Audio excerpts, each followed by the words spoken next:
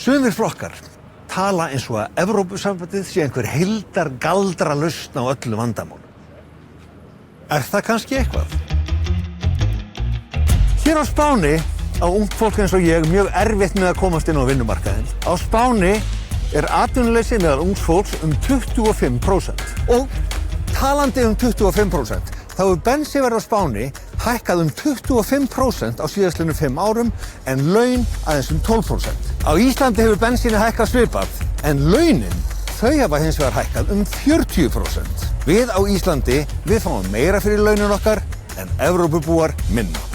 Hér í Vimmersby í Svíþjóð hefur verðið á húshitun hækkað 38% bara á þessu ári og 15% í allri Svíþjóð.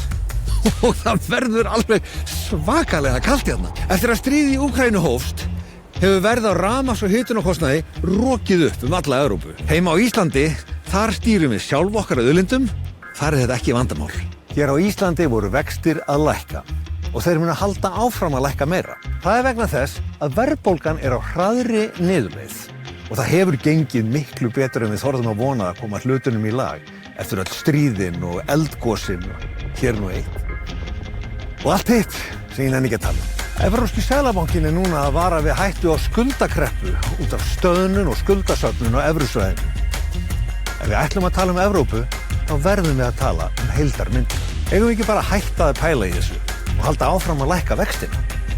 Sjálfstæðisflokkurinn ætlar allavega að einbeita sér að því til þess að ná meiri árangri fyrir okkur öll. Svo getum við bara að fara til Evrópu í frí.